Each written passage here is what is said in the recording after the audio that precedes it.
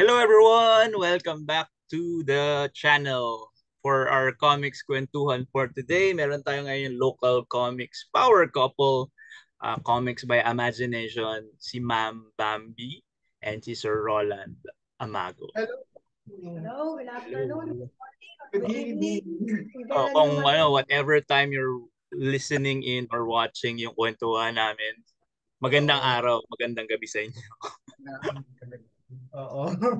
Yan. Kamusta kayo? Ang tagal na rin nating hindi nag-uusap. Oo nga, That was Oo. 2.5 years ago? 3 years already, wow. For the Almost three. para Wow. sa Years sa ago. kwento. Ang last natin is kasama yung mga questor. Mhm. Yan yata yung last. Lahat. Kasi parang individually, tapos biglang may Pero question. ano yun, ginawa ko lang yun 1 year. That's 100 plus episode. Tapos tumigil ako ata ng 2 years dahil tinamad na ako. So, yun lang ulit ako. Akala ko sasabihin Kailan ulit ako nakamusta. So, salamat ulit. Salamat sa pagpapaunlak ulit. Thank you. Thank you din for having us.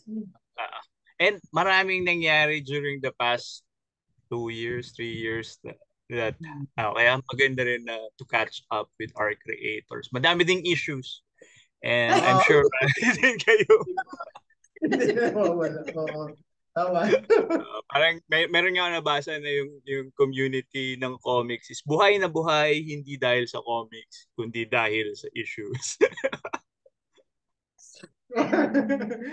True. Ayan, kamusta? So, how are you?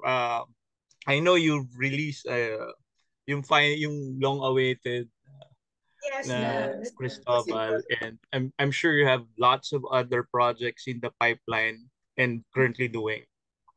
Okay. So right now, kasi yung si Cristobal, we had to break it up. We really wanted to release it as a TPB, yung part 2, like the first one was.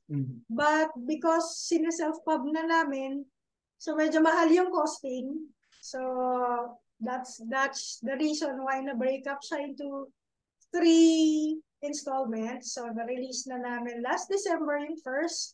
And then there's 2 and 3, 2 hopefully by mid of this year, and then the last and third one is the final quarter of this year also. Okay, actually magandang segue kasi recently nag-post sina Indie Comics Podcast nung Usapang Comics nila, di ba? And one of mga key points that I got from it was yung ashcans. And essentially, this is an ashcan. Para pointers for those who are listening to us na hindi familiar with ashcans.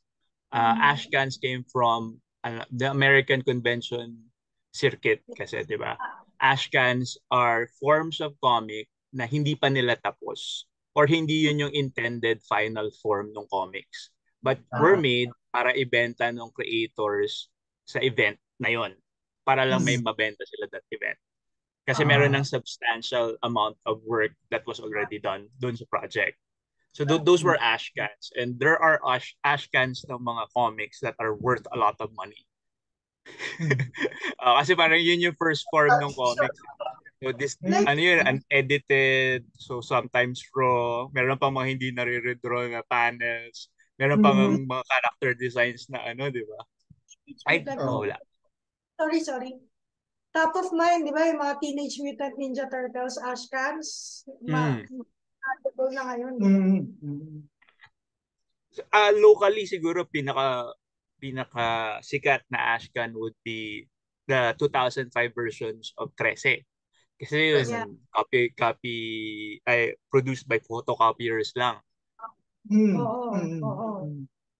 So essentially, what we're saying is, meron pa ring end game of producing Cristobal as yung graphic novel version?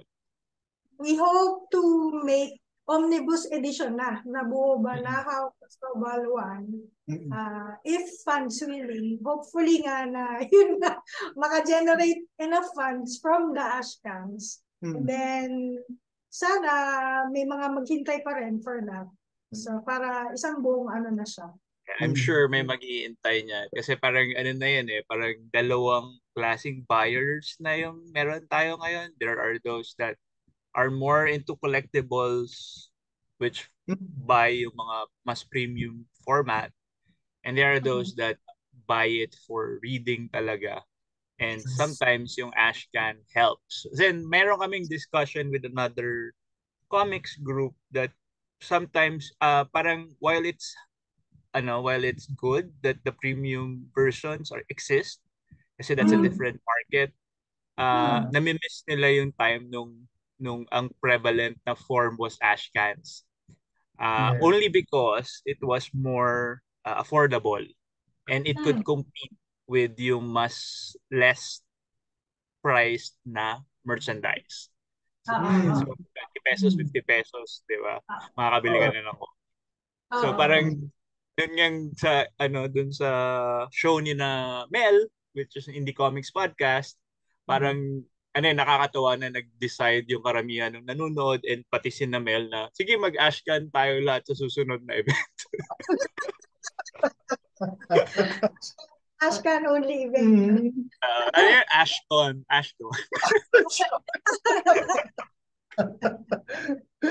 Why not? Why not, diba? If it, yun nga, kung makakapag-generate siya ng mga bagong readers, tapos hindi din, at for the creators themselves, para mas hindi ma-pressure pagdating dun sa, yun nga, yung cost nung, pag-print. Why not? Why not? Lalo na, Ang maganda, contention naman, ano yun, sir? diba? Maganda din sa mga ashcans, kunwari meron kang ideas na sa tingin mo hindi pa polished pero gusto mo lang i-share. So yun nga, ashcans can be a good way for you na okay, lalabas ko lang in this form.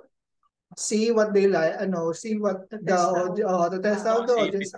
Makaka-share ka din ng makakakuha ka din ng feedback.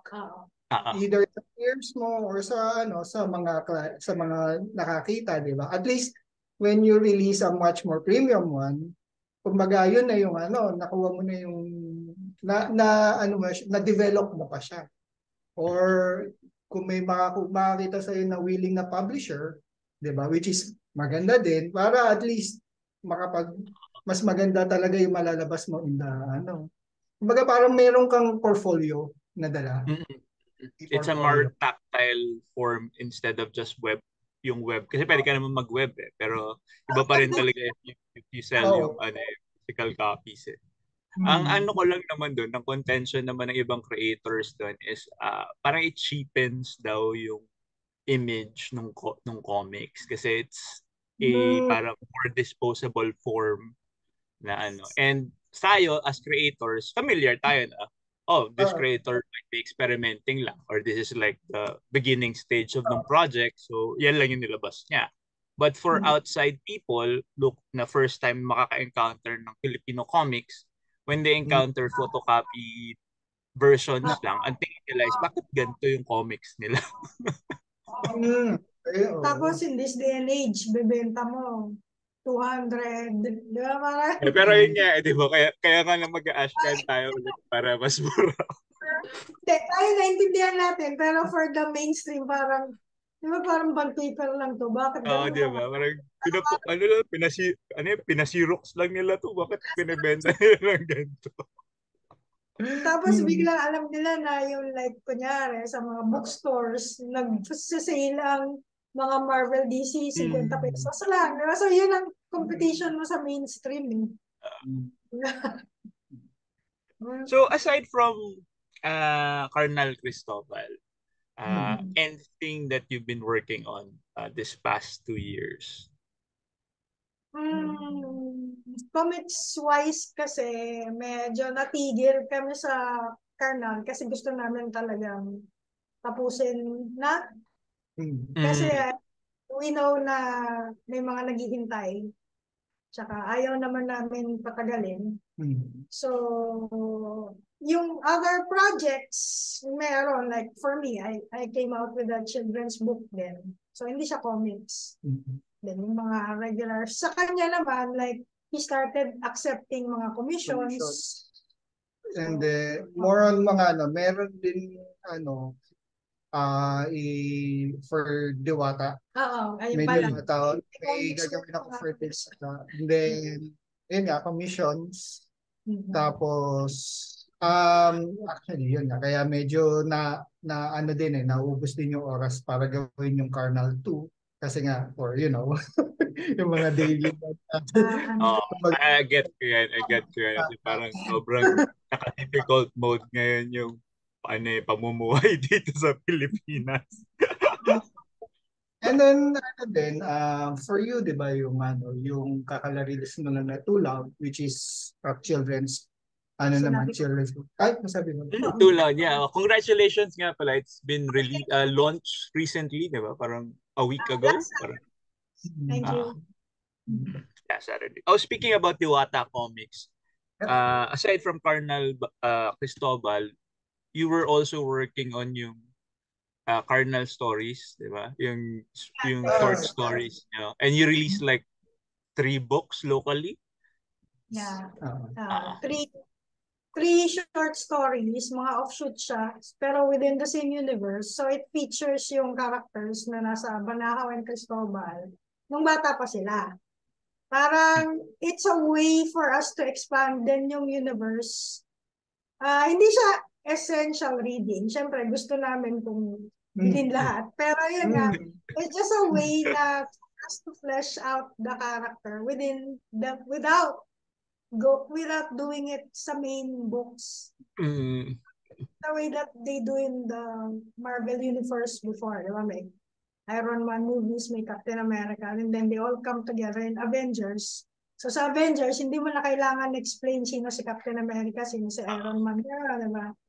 So they come together, pero yun nga, you don't necessarily need to read, but it parang enhances yung relatability ng characters.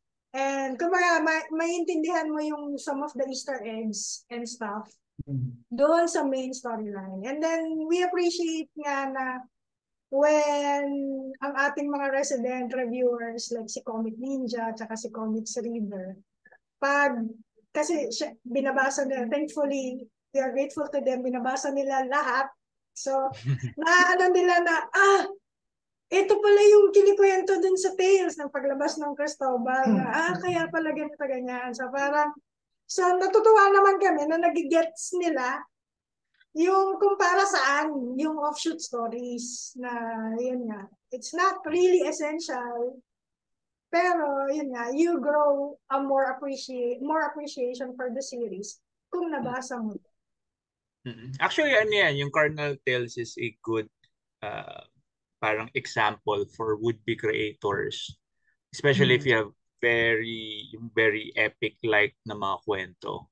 Wherein kuha kayo ng di ba, like a piece of the universe, a piece of the longer story, and focus more on that specific aspect of the universe. Instead of yung lagi ka nag-worry na kailangan mag-move forward tong napakalaki kong tale, you could always like focus on a certain story which has its own beginning, middle, and end. That's part of yung bigger picture. And then supplement na lang yung na nagsusupplement dun sa gusto mong ikwentong. Actually, pwede mong gawin is like make all those small stories na pag binasa mo lahat is actually moving forward yung bigger story mo. Correct. And then, parang for readers nowadays kasi na shorter ang attention span. Parang siguro connected din siya dun sa isa pag naging issue sa comics na yung world building when it's too much world building too much, diba? Nagkaroon tayo ng dating So, if you feel ayoko naman na information overload, I guess it's a good strategy to make yung mga ganito mga mini side stories. Ang maganda example niyan would be yung yung mga Conan Tales. Kasi 'di ba, if you read the Conan comics before, it's like ano na 'di ba? One issue is like one story na adventure ni Conan. Pero yun nga, meron siyang continuing adventure na parang gano'n, 'di ba? Parang uh, episodic kumbaga, but it still moves. Mm. And you could do yung world building mo doon. Parang hindi ka mag full exposition about your world. So pwede mo siyang per story ma-flesh out mo yung world mo. So mas gradual, hindi information overload ka agad. So yun nga yun pa rin yung ano natin yun pa rin yung potential doon na yung attention span kasi ng readers kayo. Also, 'di ba, ang dami kasing ang dami nating kakompetensya with their attention eh. Yes. We have, yun nga, meron tayong streaming, YouTube, may mga social media, may TikTok, di ba? So yung TikTok lalo na, kasi nga talagang bite-size na, di ba, ang ano nila doon, di ba? So parang, so nasasanay sila na talagang bite-size din yung stories mo. So, and the opposite naman, which would be Netflix, na pwede mo namang i-binge. Diba? If it's yun nga, yung isang baksakan lang lahat talaga. Depends. Oo. It's pa rin talaga sa sobrang hirap ngayon pumosisyon, no? So, anong gusto mo ba? Is yung short-term na attention grab ka agad? Pero meron naman naghahanap na, ay, ito pala yung nagawa mong issue. Sa ako na lang bibilin pag natapos mo na para isang basahan na lang. So, brings us back dun sa yung Ashcan or collected. Kasi, yun nga, parang ang hirap. We went through like a decision process dun sa before we release yung Cristobal. Kasi ang reaction ng readers is iba-iba. Merong, yun nga, pag nakita nila yung Ashcan, sabihin nila, hintayin ko lang collected na. Tapos na ba ito? Collected siya. Ang mahal naman, wala ba yung parang per issue na medyo mura? Gets ko kayo. Kasi alam niyo naman yung binibenta ko, it's like compiled the 12 issues. Parang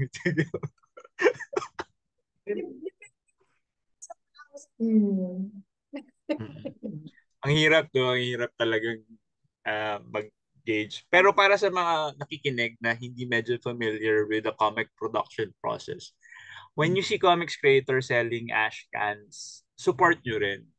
Kasi, in like what Ma'am and Sir said, yung proceeds of mabibenta dun sa ash cans usually fund yung premium product. So if walang bumili nung ash cans or nung protos, wala rin premium product.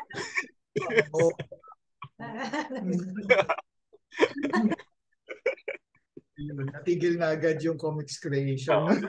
Lalo na sa mga self-publishers. Kaya malaking pasalamat talaga with yun nga, sina EK, sina Jules, Comic Ninja and Comics Reader, na they take the time na bumili and magbasa ng books and manghikayat ng iba. Correct. Yeah.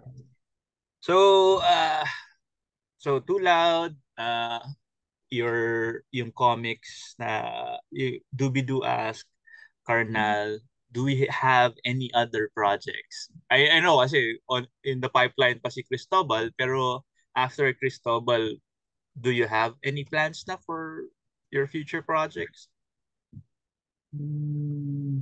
As of now, honestly, wala pa.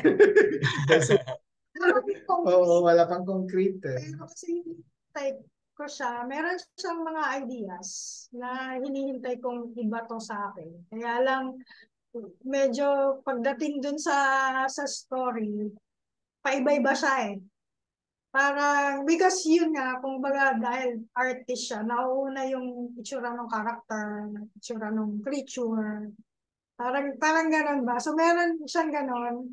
Pero yung background story is yun ang hinihintay ko na, ano ba, which is moment by moment sa kanya is nag-iba.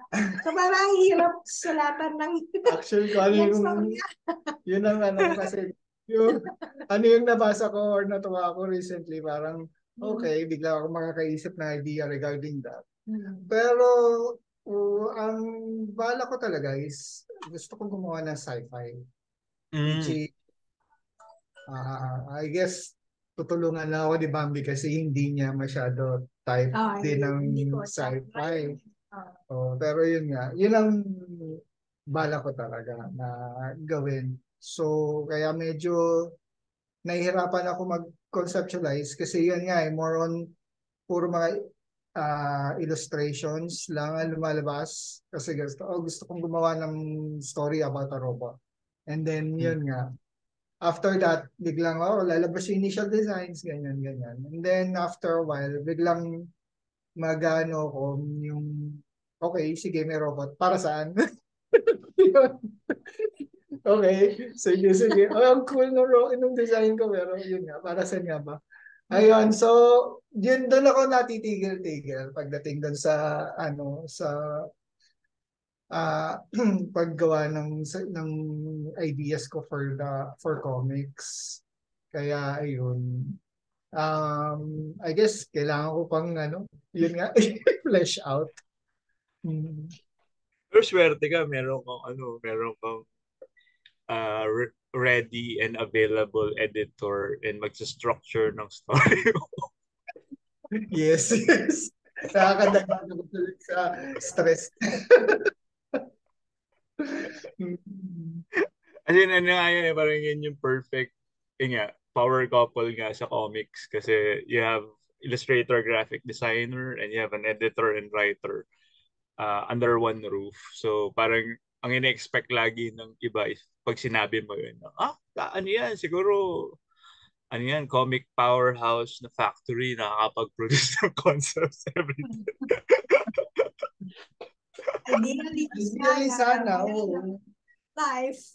So, pero yun nga, like, paulit-ulit naman dito sa comics kwentuhan, yung aming personal comics is not what keeping us alive. Hindi yung main source of livelihood namin. Meron kaming other work.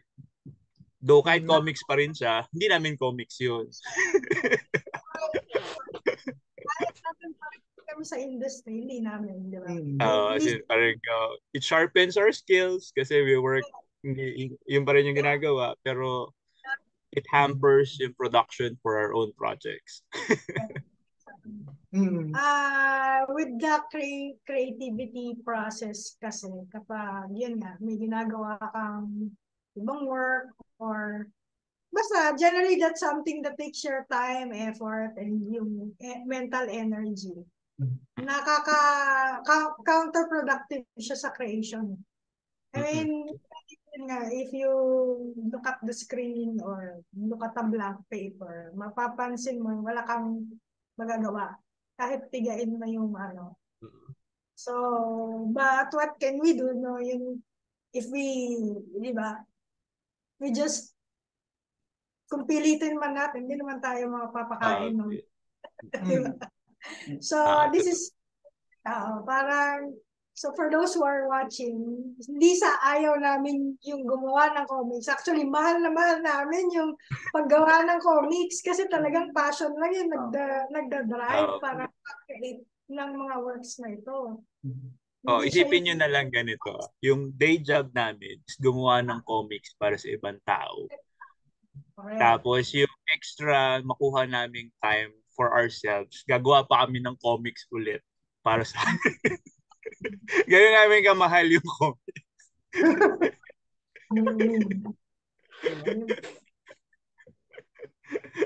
Sobrang so, anong trabaho mo? Comics. Anong hobby mo? Comics. Anong ginagawa mo pag may free time ka? Comics.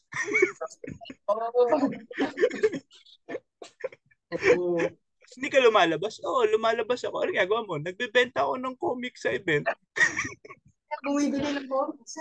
Bumibili ng comics. Attend ng book signing ng comics. Ikot nila sa comics.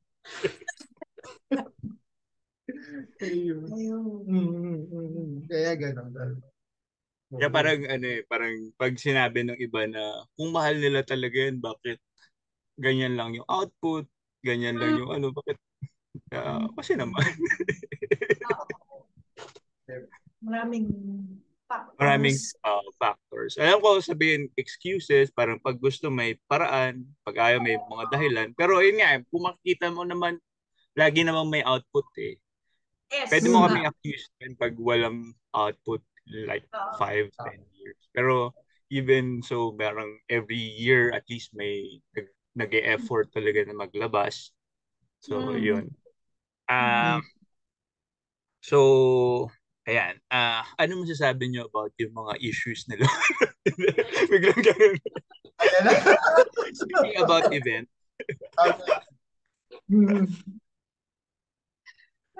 Anong masasabi na? Biglang napainom na. Ano na tayo? Oo. Well,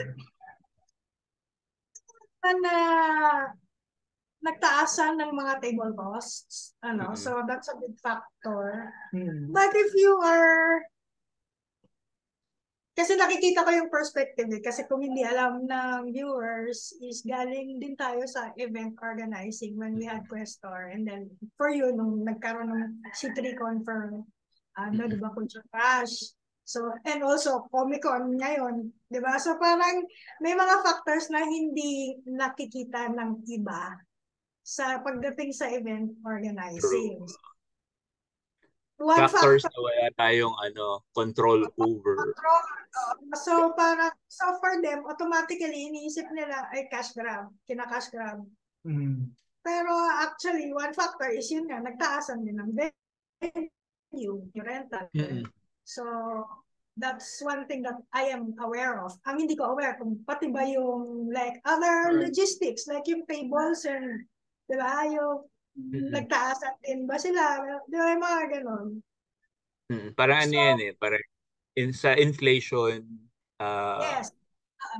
isipin na lang nila for the suppliers ng tables and yung mga boot shelves, they use trucks and other transportation to transport those doon sa venue. So, mataas yung gas, mataas yung overhead nila for maintenance ng mga machines. So, alam niyo naman na, yun nga, mahal yung bilihin ngayon. So, nagtaas din siguro sila ng salaries ng mga tao nila. So, nagdo-domino effect because nga, right now, we're in an inflation. So, yun yung side ng organizers. On the side of the artists, syempre, mabigat. Yes. Kasi, yung sweldo mo naman, kung may day job ka, di naman tumaas, or kung tumaas man ay maliit, di ba? Kung tumaas man, tumaas din yung bilihin. So, parang, lalo na kung like katulad natin, may families. So, kasama dun yung tuition ng anak mo, besides dun sa food, electricity, water, and internet. So, tuition, kunyari, ganyan. So, yung rising cost ng table is masakit talaga. Tapos, oo. And then yung raw materials pa for your products, printing cost, tumaas. Paper cost, tumaas. Diba? So, mataas nilang overhead mo as an artist. So, talagang masakit din na tumaas din yung table cost. Diba? So, ngayon, iisipin mo na lang tuloy, paano ko kaya mababawi yung table cost? Diba? So, naintindihan din namin yung tumigil mag-comics, nag-stickers, nag-t-shirt, nag-merch. Kasi, yun ang binibili ng tao. Kasi nga, magkano ang sticker? 20 pesos, may 15, may 10, di ba? And then sometimes, for these markets, mga estudyante ang pumupunta. Yes. So, and then, kung buying power attending. Bumababa yung buying power kasi. Kung kunyari, ang extra lang ng estudyante, 100 pesos. So, ilang stickers ang, let's say, 10 pesos din. 10, tama ba? 10 stickers, 10 pesos. So, di ba lang, pag 100? Yung 20 pesos, hindi ko 10. 20 din, lima. So, wala ka na yung bibili comics na. Kasi yun yun, di ba? Or kung meron isang comics lang. Isang comics lang. Diba? For comics creators din siguro kasi yun nga, isang way mabawi mo which is tatasan mo din yung price ng comics mo. Oo, kasi nga, nagtaas ang Nagtaasan lahat. Yun lang. Kasi nga aware ka na pag tinaasan mo naman yung comics mo, nandun yung 50-50% na may bibili naman ba sa akin? Oo. Kahit interested sila kasi 'di ba parang lagi ko nga sinasabi dito pag nag-table ka tapos may humawak ng product mo, interesado sila. Ngayon, ang ano na lang nun is yung price. So, pag tinanong nila sa'yo, tapos parang biglang ano sila, ay, okay, thank you po. Ikot lang po ako. Ibig sabihin, either hindi nila kaya yung price mo or Tapos na ba itong tapos ba ito? Ay, so maghahanap na sila ng reason para hindi bilhin. Salamat tapos na. Okay. Ayun. Yun naman syempre, naiintindihan naman natin na yun nga. Medyo, It's not just, Ayun lang, talagang ganun lang talaga. We have to like balance mo yung anong kailangan talaga sa buhay. Hindi rin naman natin sila mapipilit bumili ng products natin kasi hindi naman siya need, 'di ba? More of want siya, luxury item pa rin yung yung comics. for exhibitors naman, for boothers, na I guess ang maibibigay kong advice, kasi ang dami ng events, di ba? Like, for example, yung Comiket, like it's almost every month meron. Every Meron pang mga anime convention, meron mga sticker con, yung Comic Con, ilan ngayon? Anime. Tatlo lang naman. Yung dalawa, one is a seminar, tapos one is yung sa galleria. So, 5 siya. Pero yung major three events namin, yun pa rin yung ano namin. May art markets din. So, I guess as an exhibitor, what I can give as an advice to fellow exhibitors is matuto kang kumilatis ng event din na sa tingin mo worth it sa'yo. Join lang. Not just look at, kasi I understand yung feeling na, uy, ang daming events, gusto ko sumali kasi ayoko ma-left out, di ba? Diba? Pero, ang reality natin is ganito yung economy natin. Para, unless ang habol mo is yun nga, just to join, and to network, and to be seen everywhere. At kung yun ang habol mo, and you're not looking at the profit, at may energy ka to do all that, kasi nagka-thrive ka doon, nag-enjoy ka doon, di ba, go? Pero kung yun na, kung problemahin mo yung paano kung mababawi yung table cost, paano yung parang siguro pili na lang kung ano yung i-investan mong joinan na sa tingin mo mas malaki ang payoff para sa'yo. Cut off muna tayo kasi less than a minute na lang. Okay. So, ano lang, continuing with what you said with yung choosing what you think is yung right audience. So, yung target market ng event is yung titingnan mo talaga. Also, parang siguro maganda rin na you spread your wings a bit. Choose another one event na parang feeling mo you would want to try. You don't have to try all the events. So parang per year or if you get more funding, ganyan, choose events na parang interesante sa'yo that might be adjacent to the target market mo. So, yun, mga ganong bagay kailangan na rin isipin. Huwag tayo magpadala sa FOMO. Ayan, mga ano yan, Gen Z slang. Fear of missing out na kailangan lahat ng events salihan natin. Hindi naman required na salihan lahat. Kasi din, same event organizer pero different place. Kasi pansin, like, may sinalihan kami sa Bulacan siya.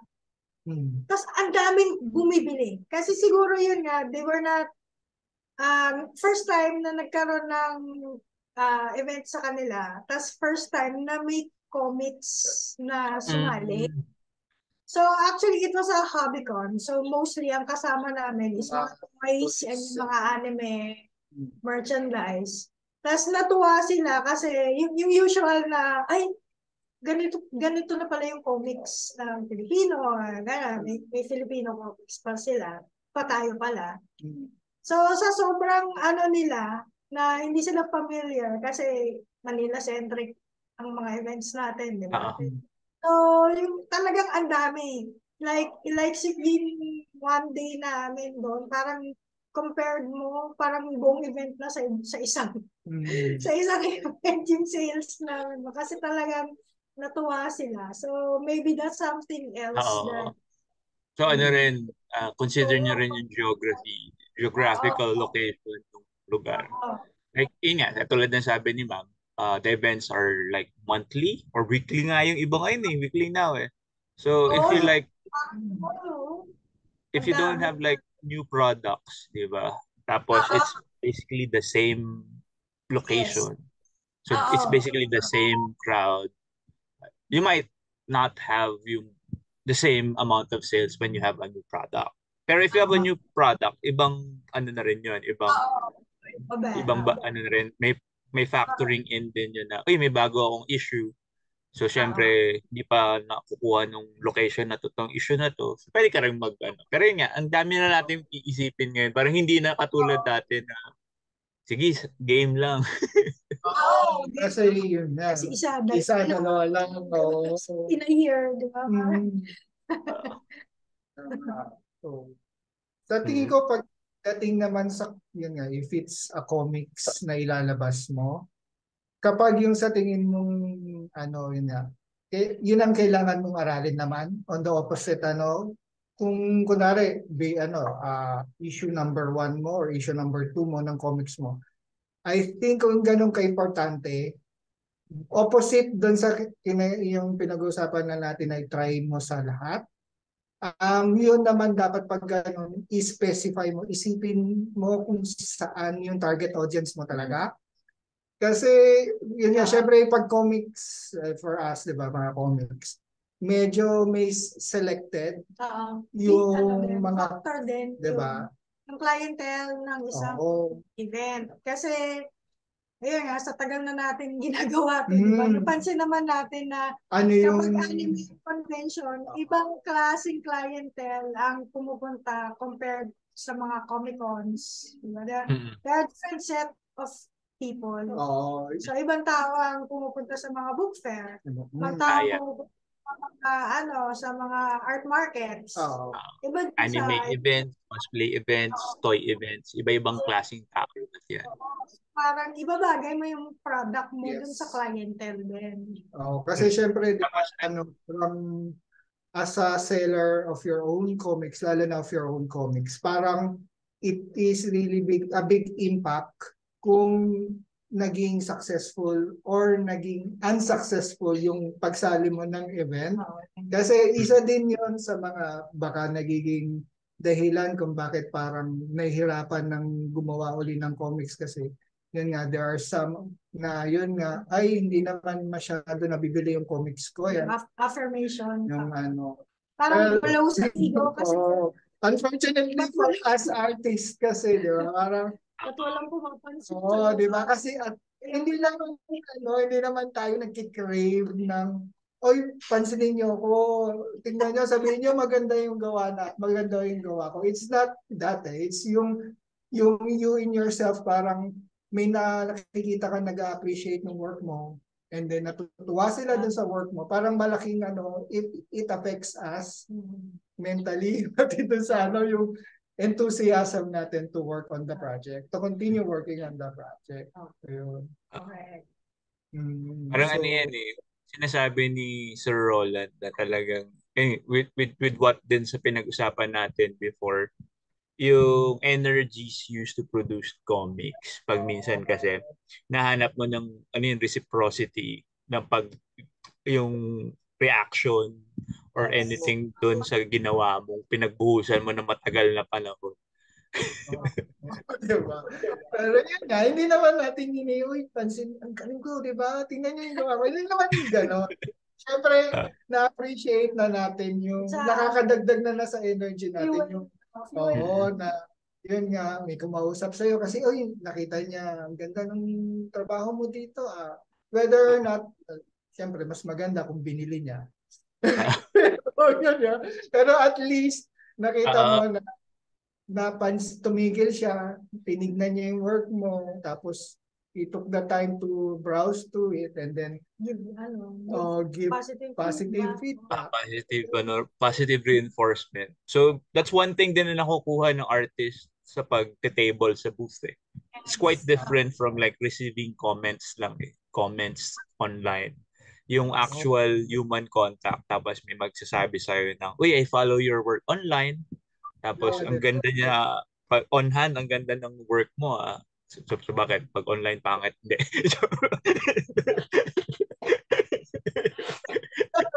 Pero hindi, yung affirmation nga na may lumapit sa mawak ng product mo, interest dun sa product mo and say na, ay, ang galing ng work mo. Kahit, uh, sorry, hindi ako makabili ngayon kasi hindi pa payday. Pero I follow your work. Yung mga ganun, as in, ano yun, nakakapag-boost ng depleted energies mo na pag uwi mo, ay, mag-sketch ako ng ng page. Mag-sketch ako ng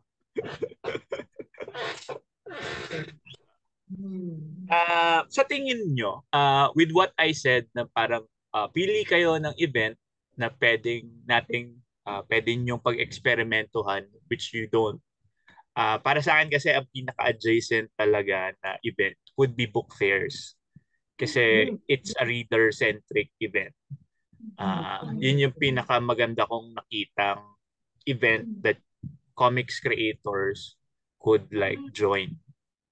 One sa hobby events kasi while hindi kasing affordable yung kalaban natin, pero yung mga tao kasing nag-a-attend ng hobby events is kaya sila uma-attend nun is specifically for yung hobby na yun. Hito ang mga hobby events. Yung na-mention ko lang is kasi it's because of the place.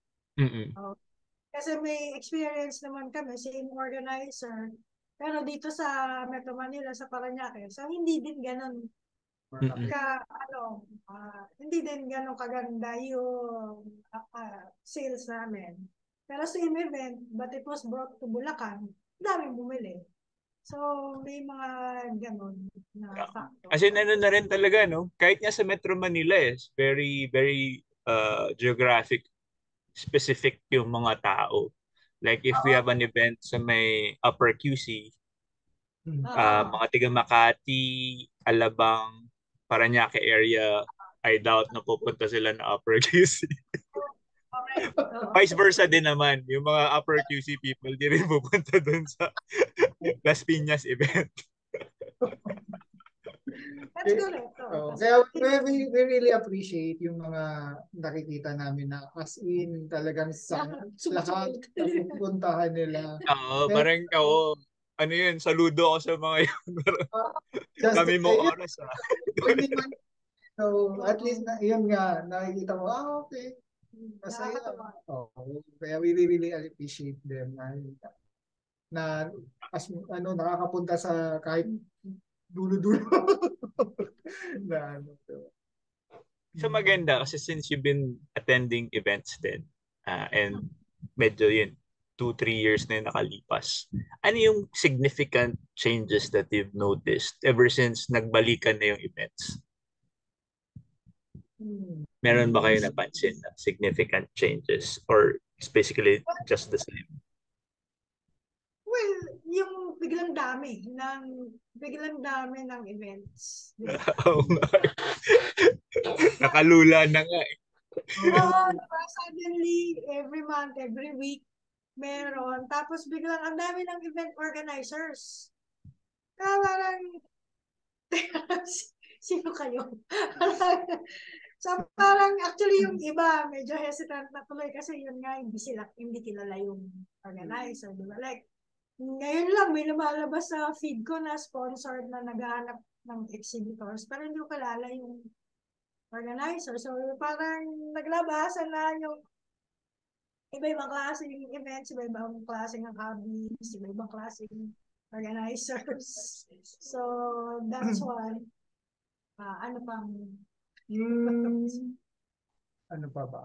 Ayun nga, yung mas dumadami yung mga sumasali nga sa sa yung nagpo-produce ng crafters, yung mga crafter stickers Oo. na Mm, Actually, medyo madami na sila. I think kasi din kung yun nga nahihikayat din yung for yung mga sabihin natin nag-i-school pa, oo. di mm, ba? mm. Ilang usually nakikita namin usually mga bata Oo. na Students. nagtatry lang kasi yun nga dahil nga mura mag-produce din ng stickers and then these children has access na to tablets Oo. and then Technology talaga.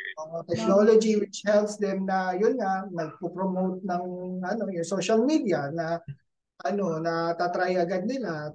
Siguro then may mga nakikita sila mga classmates nila na gumagawa. Yes. Ay, Actually, it's a good thing eh. It's a good thing. Nakikita ko it's a good thing for budding mhm. artists to try yung market their artwork. And I see a lot of senior high school. Kasi yung sa Oo. kong pamangkin is a senior high school student. Tapos yun nga, nababanggit niya na most of yung classmates niya nagtitinda ng they're like preparing for an event, magtitinda sila ng stickers and prints, which is a good Mhm. thing kasi parang at an early age, artists now are being taught na pwede mong i-market yung art mo. Oo. Di ba? Kasi you don't have to work for anybody else. You can market your own art. Hopefully, I'm sure ano naman to, face naman to with most artists eh. Eventually makakahanap sila ng gusto talaga nilang medium. Yeah. At yun yung magpo-focus sila. So, and eventually yung iba naman talaga magpo-focus talaga doon sa merch. Kasi, yun nga, I see, yun yung isa pang difference na nakita ko ngayon. I see like, parang mga art houses popping up. It's like an influencer's house wherein yung they band together tapos titira sila sa isang house para mas marami silang content ma-produce.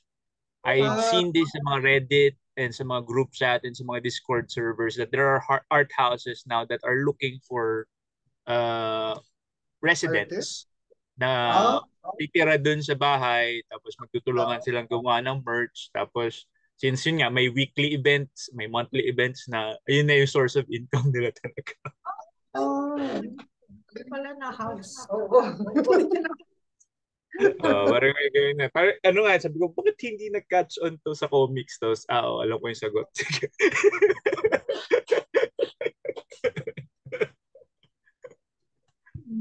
Ang ganda yun.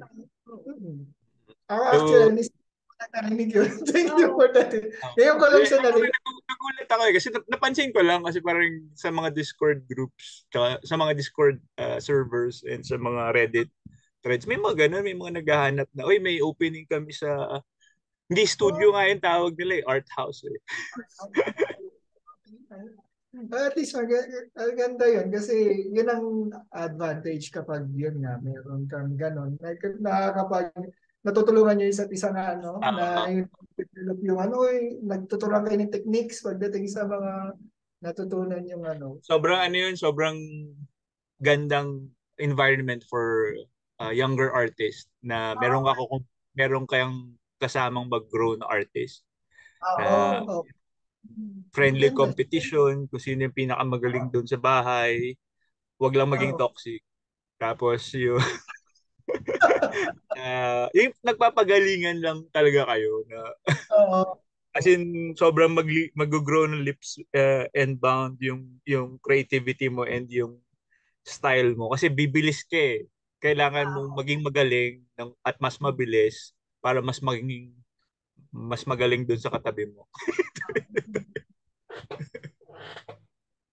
Well, basically, parang what yung comics before, right? Yung Mm. studio, comic studios May mga before. studios. Parang na mag-ano kayo. Yun nga, sa isang well, I remember dati yung kwento sa image yata, meron yata sila ni-rent na isang house, tapos nandun lang Yeah, sila I doon. mean, I think most of them are like billeted na magkakasama sila. And even then, yung studio mo is yung day job mo. So, pupunta ka sa studio every day. Even yung setups natin before with Questor and sa Culture Crash, di ba? Yung may friendly rivalries yung mga artist doon na nagpapagalingan na parang parang si Ilog, lagi nakikita ko. At si Memmer nagpapagalingan ng si Memmer hindi kasi sobrang galing ni Memmer.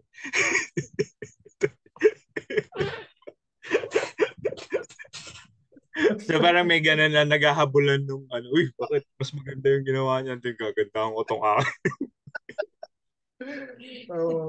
At least din may motivation. Kumbaga, at least may motivation dati yun. Magandang motivation nga yan. Actually, maganda talaga eh. Maganda talaga mag-work with artists kasi talagang makikita mo yung growth nung iba kasi nga exchange of technologies tsaka exchange of knowledge. Oo. Maganda nga. Sa comic scene naman, anong napansin yung bago? Napansin na ano? Bago sa comic. Bago. Mas because of events or just generally? In general. Iwanan muna natin yung events. Kasi puro negative. Like na mas diverse na ngayon in terms of not just yung art style, pero pati mga genre, di ba? Like, nagkaroon na tayo ng, kunyari, boys love, girls love. It's not anything new. Pero sa atin, di ba? Because we're a more conservative, religious kind. Parang ngayon lang tayo nagkaroon ng mga ganon, di ba? So, na serious and more accepting yung tone. Kasi most of the time, kasi members of the LGBTQ plus community in older comics, it's like more of sila yung punchline. Oo. Parang so parang ang laking leap forward no na parang meron ngayon na movement with creators of creating those type of stories na nino-normalize yung relationships nila na gano'n, which is good. Nag-evolve na, hindi na kasi dati, di ba, offshoot din ng mainstream media, di ba? There is always a Roderick Paulate to Maricel Soriano na parang sidekick punchline nga na Di ba, parang punchline, siya yung sidekick lang. Pero ngayon sila na yung main characters. Sila na yung main. At least yung readership nila, nakikita na rin yung iba't ibang, that they can relate to na hindi lang sila na, yun nga, pang-punchline, pang-parlor. Dati pag sinabi mo na gay, di ba, sasabihin, nagpa-parlor ka. Di ba, parang gano'n masyadong stereotype, di ba? At least, di ba, din nila, na-affirm din in other characters. They see themselves na parang, and then, the creators themselves make their own stories. So, parang, kumbaga ang tawag yung own voices na narrative, yung coming from your own experience. So, if a reader sees that, di ba, they can relate more kasi hindi na siya stereotype. Mas may depth na yung stories nila. Hindi na sila, parang dati, parang single tones, sila yung punchline, or yung pagiging different is yung nakakatawa, pagtatawanan. So, open na sila dun. Ang nakita ko namang pagbabago is parang ang laki ng shift na before, di ba, meron tayong sinasabi na puro yung local comics naman, puro superheroes lang. Ngayon wala akong nakikita superheroes. Ano yung superhero? Bakit nawala kayo? Yun naman. No. Hanapin. Isa na lang. Because, yun nga, siguro natin, nung 90s, ang patapos yung superhero, di ba? Everybody wanted to make their own X-Men. Their own character na sila yun. So, nakakatawa in a way na, yun nga, you're making diverse stories also. Na, and then ang offshoot mo na is mas diverse din ang readership. Mm. Kasi, like it or not, hindi naman lahat gusto superhero. Oo, hindi naman. Oh. Gets naman. Oh. Yeah. And Um, in the same vein, hindi naman lahat gusto yung shonen na manga. Hindi rin lahat mahilig sa ano.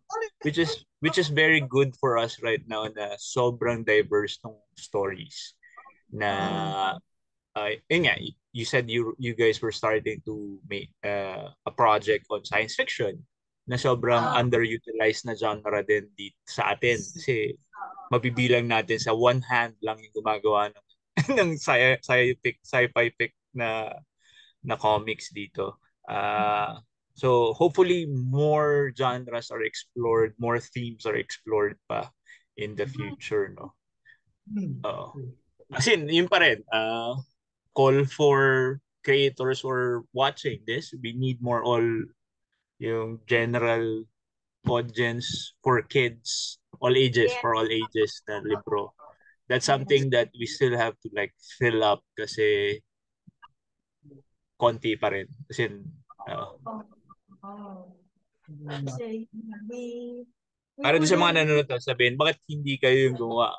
Kasi hindi pa all ages yung naisip.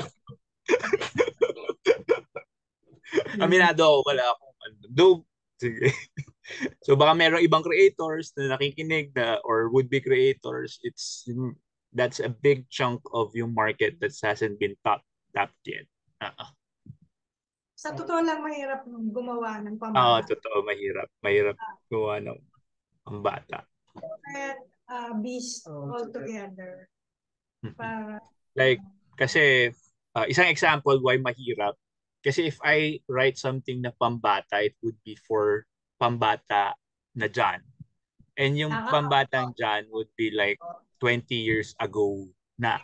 So, not necessarily would translate well to yung mga bata ngayon. Oo. Kailangan familiar ka dun sa current trends, interests. Preferences. May psychology din involved kasi sometimes it happens na ako matanda, susulat ako ng pambata. Ang isusulat ko, parang condescending lumalabas. Kaya, yun din. Kasi parang inaano ko na, kasi di ba dapat ganito lang, simple lang. Well, actually, kailangan alam mo yung psychology. Medyo, kids are smart. So, dapat hindi mo i-dumb down yung sinusulat mo. It's not And down mo kasi nga magiging condescending na dun sa parang iniinsulto mo yung intelligence ng bata because they're not. Diba? Tapos yung isa pang approach na pag minsan when I try to, it becomes too preachy naman kasi parang, diba? You want yung kids to be like, ito, role model nyo, dapat ganito kayo. Values education. Ganun yung kalalabasan. And kahit tayo as adults, ayaw natin yung... Hindi ko babasahin yun. Tayo, pag alam natin na masyadong hard sell na tuturuan kita. Wow. So, sila din, medyo ayaw din nila yung ganung klaseng approach na pag alam nila... So, you wrote a children's book. Di ba? A children's book recently. So, how was it? As in, writing a children's book? Nahirapan talaga ako. Kasi nga, it's so different from writing comics. So, what I did was, unang-una, yung story idea ko, winworkshop ko. So, wag kayong, to people who are watching and who want to become creators, wag kayong matatakot i-admit na hindi nyo alam. So, always be open to ideas. Join workshops if you can. If, there are also mga tutorials that are free on YouTube. Pipiliin mo lang kung sinong credible yung pakikinggan, di ba? Pero if you can, join workshops or there's something na tinatawag sa na peer review, pabasa mo. Kunyari, ako, pinapabasa ko sa anak ko kasi siya yung target market. Although ngayon medyo older na, pero when he was younger, pinapabasa namin kasi what do you think of this? What do you think of that? And then, more or less may lalabas dun sa sinasabi ng target audience mo na hindi nag-occur sa'yo. Kasi nga, iba na yung psychology nila, iba yun, diba? So, ayun, workshop ko, and then I was fortunate enough na patient yung naging editor ko dun sa publishing house, Kahel Press, si Wawi. Kasi right off the bat, sinabi ko sa kanya, when I was pitching it, and then na-accept yung pitch, sabi ko, pero hindi ako children's book writer. So, if ever, this will be my first time, kailangan mo kong i-guide talaga. So, ayun, be honest, kasi, di ba, parang be honest of what you can and can do. Kasi, she was in a position to help. Na nalaman niya na, okay, sige, okay, ganito yung gagawin natin, na ano. So, ginaid niya ako dun sa mga technical process, and then stuff like not occur to me na, kunyari, what if mabasa ng teacher sa school? So, ganito yung magiging action. So, parang may mga factors na, mga dimensions na lumalabas na did not readily occur to you kasi syempre, ikaw iniisip mo lang, pero story, gusto kong isulat para sa mga bata. Pero may ibang factors, lalo na sa society natin, na yun nga, children's books are usually supplementary materials sa schools. So, yun nga. So, may mga teacher na magbabasa niyan. So, dapat yung material mo, hindi lang papasa sa bata, papasa din sa teacher. Kasi syempre, sabihin nila, oy, bad influence, kagaya na sinasabi ni Johnny, bad influence to, hindi ko to pwede basahin. Parents din na gano'n, di ba? May parents na hindi pinapansin yung kung ano man yung kinoconsume na material ng anak nila. Pero, meron ding masyadong makilatis. Siyempre, actually, iisipin mo nga, sino bang bibili ng libro? Di ba yung parent? Yung parents naman talaga. Linigawan mo din yung parents. So, you have to be careful in a way na dapat maging appealing siya sa adults. Pero dapat appealing din siya sa kids. Kasi kung masyadong appealing sa adults, hindi na siya magiging appealing sa kids. Diba? So, diba? So, may mga ganon na factors na tinuro sa akin na talagang hirap na hirap din ako. And then there's this, din sa language kasi, lalo na when we are talking about self-published comics, hindi ka ganon ka-conscious sa language mo na ginagamit, di ba? Like you can say, let's say, you can use a curse word. But you can get away. Kasi sabihin mo, kasi pang pang mature, bakit ba? Siyempre dito, hindi pwede.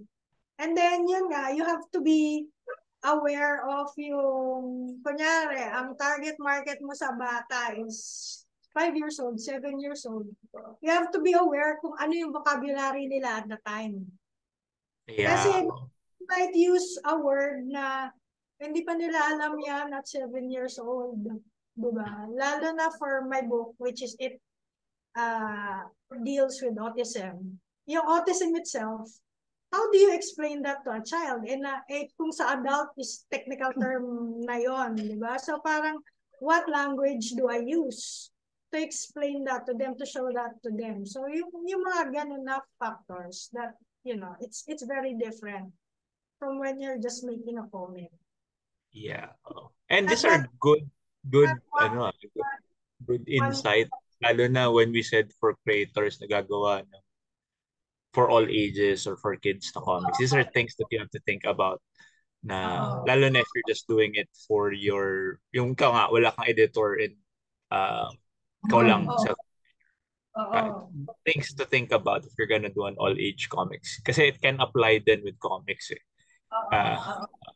Like when we say na, di ba may mga, we attended book fairs and there are like librarians and educators na lalapit sa atin and would ask na which one would you say would be good for kids. Tapos you would see them na they would take a look at the books and then ibabalik nila sa shelf. So, may nakita silang something dun sa ano pagpapalat nila. Oops, di ba? So you have to So, get about these things. Parang, another tip pala, if for example, yun na, you're just gonna make it on your own, wala kang editor, walang publisher, ganyan. A tip then is to read other of the same target readership, same genre. Kunyari, kung gagawa ka ng for comics for younger readers, tignan mo yung like, kunyari, mga Captain Underpants. yeah. Dogman, yeah. Sa local, gawa ni Robert Magnuson, di ba? So, to compare din, not to copy, kasi Not to copy. Parang ano kasi, di ba? I have heard creators saying that they don't usually consume like content kasi parang para daw maiwasan nila yung unconscious na pagkopya. Pero parang ano rin siya parang hindi rin siya maganda if you don't like consume like themed like genre na mga material. Kasi you would see then yung how they approach which might be different from how you approach things, and you might see things that you think might be mali doon sa ginawa nila, which of course di mo naman gagawin. Tama. Correct. Saka ano yun, di ba? Parang napag-usapan na rin natin to before with sa kwentuhan natin na parang you learn something new with everything eh. So, wag nating i-limit yung sarili natin with parang para maiwasan ko kumopya. Hindi ka naman unless yun talaga yung intention mo na kumopya ka. Our readers din naman, they will know they will distinguish naman what is copied from what is influence. Diba? Yun naman din eh. So, madali naman nila magets kung, ay, ginaya mo lang to dito eh. Diba? Ayun nga. Parang, syempre, maganda din nga na yun nga, aralin mo yung nauna na books na ganun yung gusto mong audience din. Diba? Para din yun nga. Ikaw din mismo, madagdagan din yung, yun nga, gaya sabi mo, na aware ka dun sa mga nagawa nila na tingin mo hindi mag-work dahil magkaibang culture or magkaibang ano. At least ikaw, maano mo pa rin. Or from their ideas, makakakuha ka ng idea na pwede mong iano sa... Parang ba may kernel ka na nag-percolate sa utak mo na for a long time. Tapos yung element na para lang mag-work yun is makikita mo dun sa ibang work. Mga ganun bagay. Yan. Always wonderful to talk sa couple natin. Magaganda yung insight lagi nila. So yun, thank you ulit. We're running out of time and ayaw naman natin maging super haba nito kasi nagwo-wonder nga ako kung may nanonood ba talaga ng mga 2-hour specials. So itong kaya nililimit ko ngayon this season na parang 1 hour below lang lagi yung ating mga usapan. With that, may final message kayo with whoever is listening to us. Start.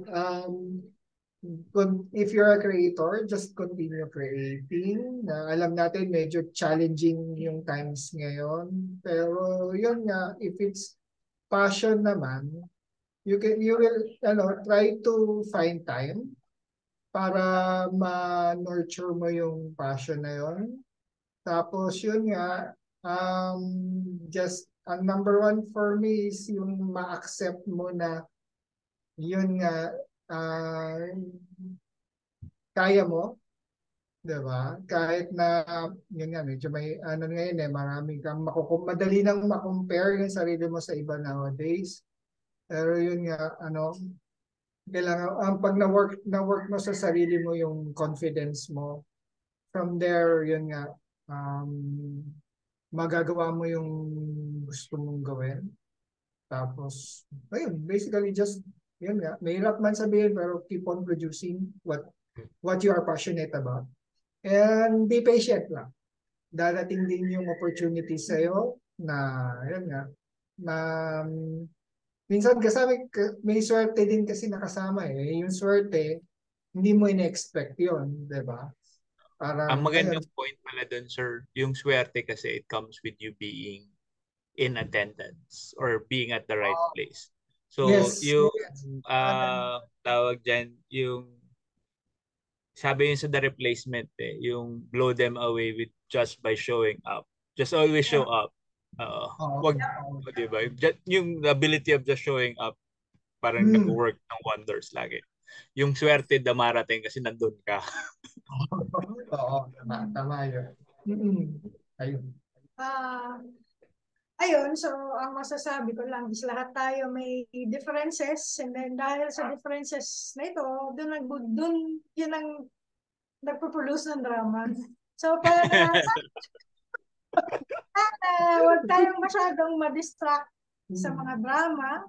Let's not focus on our differences, but instead let us support each other. Let us uplift each other. In that way, matutulungan natin yung isa't isa, mapapalago natin yung comics community, and then maybe set up the industry that we all deserve. Very good. Tama yun. Tama si ma'am. Don't spend your energies on fanning up kasi yung mga issues. Instead, sabi nga ni Sir Jay, kanina basa ko yung status niya. Spend yung energy nyo dun sa sarili nyong box. Mas productive yun. Nauubos na yung energy natin sa mga bagay. Oo, yung mag-back and forth natin yung Pa yung mga beliefs natin at mga ano natin. Alam naman nating iba't iba, and most of us are creatives, and most of us have like big characters talaga. So, laging may ganyan. So, yan. Thank you, Let. And for everyone that's been watching or listening in to our conversations, please do share the video. Follow nyo ako sa Facebook. Subscribe to the channel. Follow nyo din si na ma'am sa socials nila. I'll put all their links down below. More comics kwentuhan coming up in the future. Thank you, everyone, and bye-bye.